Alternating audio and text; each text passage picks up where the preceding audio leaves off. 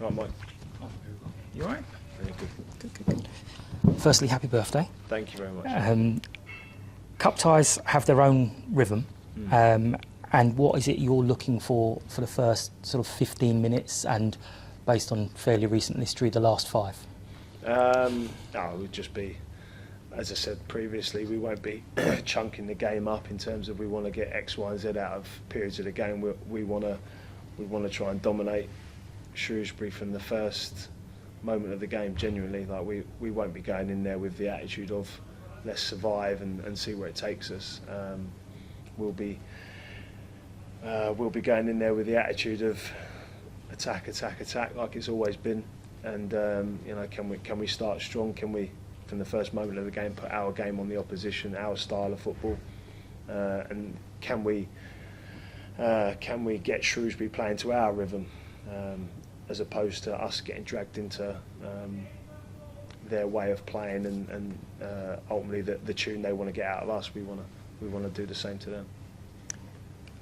You may have answered some of this. How do you balance sticking to our identity and what you want to do with exploiting weaknesses that you spot in the other team? Well, like every game, I think we've changed shape at some point from an attacking or defensive perspective in every game we've played. So I think there's a difference between style and philosophy as opposed to tactics and organisation. So we'll be flexible, but I think the challenge for us is to make sure that we can keep being on the front foot, keep being aggressive, keep attacking the opposition. But within that, you recognise that, for example, you can exploit a certain position on the pitch or space on the pitch, then us adapting the way that we're organised and set up whilst keeping the style of play, the consistency of that.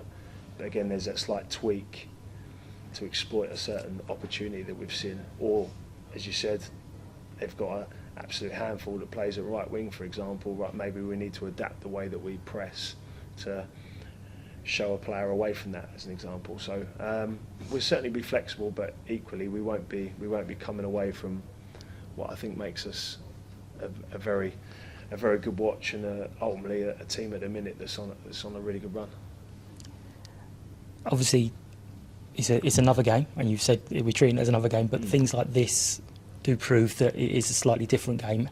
How are you managing the emotions of the players, the nerves, and the staff and yourself?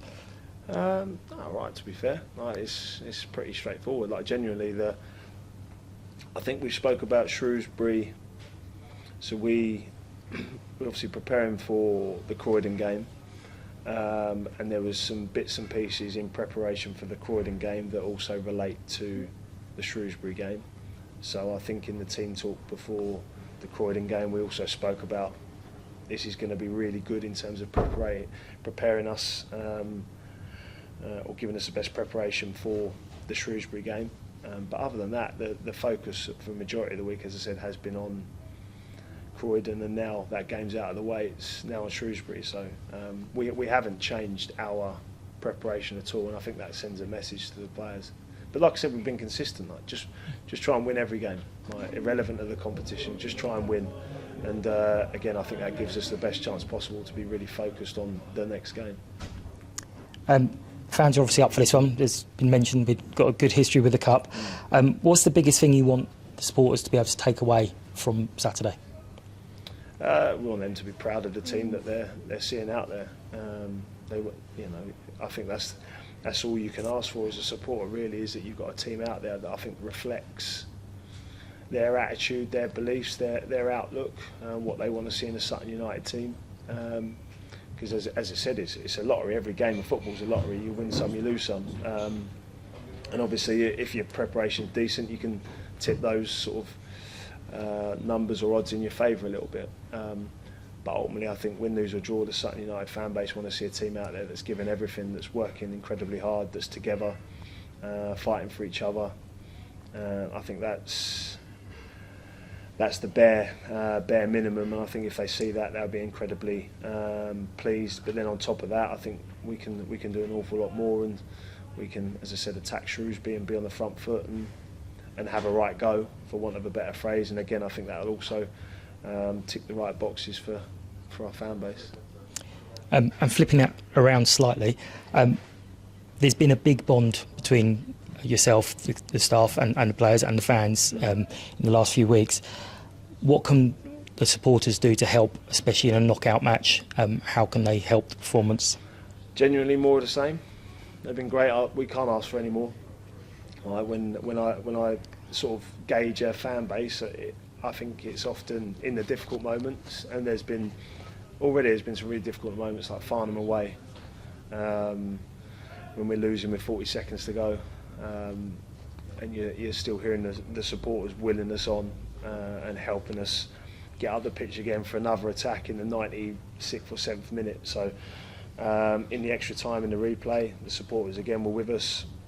So I think in the difficult moments, we've felt their support and their energy and enthusiasm, and not all fan bases are like that. So genuinely, more of the same, and hopefully we're not in too many difficult spots on Saturday where we need to get dragged out of it. Hopefully it's just a case of them celebrating loads of good football from us, attacking football and scoring goals, and them enjoying that. Excellent, thank you. Looking forward to it. Cheers, Mike. Thank you.